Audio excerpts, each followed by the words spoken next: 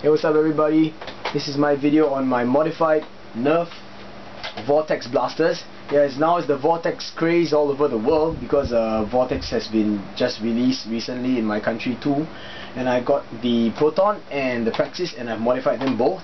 However, I would like to state that when I first bought them and I tried them out of the box, the Proton was simply overpowering the Praxis in terms of performance. I was able to hit a target 3 times straight in a row consistently for from 50 feet away. However, with the Praxis, I did not even hit the target at all out of all 10 shots in the magazine. Alright, so I'm not gonna go through a simple the usual review, unboxing and how to mod, because there's more than enough videos out there on YouTube right now. But I'll just run through the modifications that I've done to this blaster. Basically, I've done a spring relocation, which you should know by now, and I've also removed one of the locks for the priming bar, so I can actually prime the blaster without having a clip on the inside, like so, as you can see. The reason why I did this was because I explained to you guys it was like it wasn't hitting consistent, so I actually opened the blaster up and then I realized that something was misaligned on the inside when I got it, so maybe I got a lemon. But after closing it up again, I was firing very consistently at the same spot. Yeah, so this was in the way. I don't know why. It felt like it was really hard to prime at first, so I decided to remove the lock, and now it's pretty smooth. I have, however, kept the trigger lock, so as you can see, I cannot squeeze the trigger even though the blaster is already primed. Even if I put a clip on the inside, I still would not be able to squeeze the trigger. However, with a disc, alright, this is one of the safety mechanisms that I think is pretty good.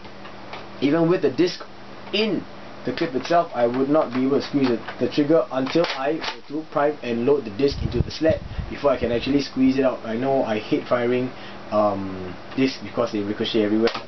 There we go.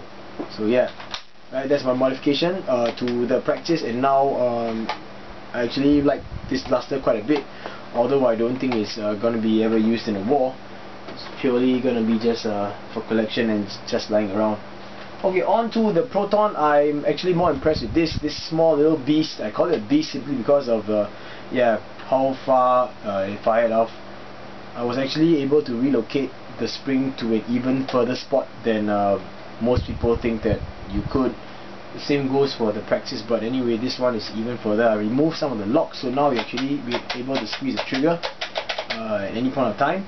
It's a little bit more loose, as you can hear, because the priming bar is a bit loose now simply because I removed some of the locks. However, I'm now able to de-prime the blaster. Right, normally you would load a dart this way, you pull it up, pull the priming bar back, squeeze this one down to push it, I guess kind of slide it and prepare it to fire, and then squeeze the trigger. However, now I can actually pull it back, I can squeeze the trigger and I can slowly de-prime it. Now it's already de-primed. So I'm kind of happy with this simple but yet effective modification, because now this thing harnesses quite a bit of power, and in order to show you the distance and the range of this blaster right now, I have a separate firing demo. However, I have to tell you first that because I was running short of time due to memory constraint on my card, or my phone, sorry, it was just a one shot, but it was a damn good shot, so check it out. Alright, welcome to my video on my modified Nerf Proton. I'm in a multi-story car park right now with no winds, and I'm in the last spot of all the cars, and I've already loaded a disc, and I shall give you a quick firing demo. So let's go. Alright, let's go check out the range. So I'm making it quick because I don't really have much time in this video.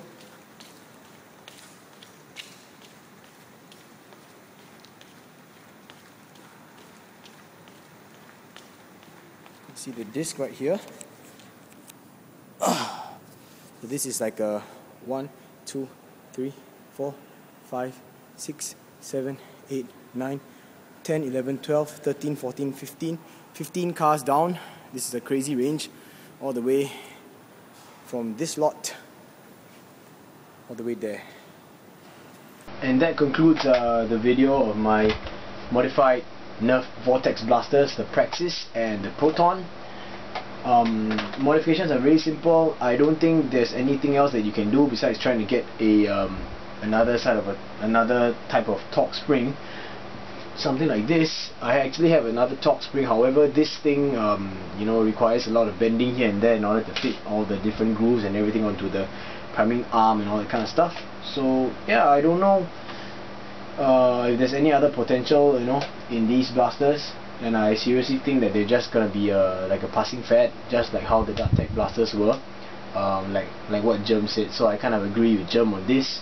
Like I bought my Swarmfire, modded it, and I sold it off. The only one I'm keeping right now is the Speedload 6. So I might sell or I might keep these two, I'm not so sure. But anyway, that's all for now, and stay tuned for my next update. Thanks for watching. Peace.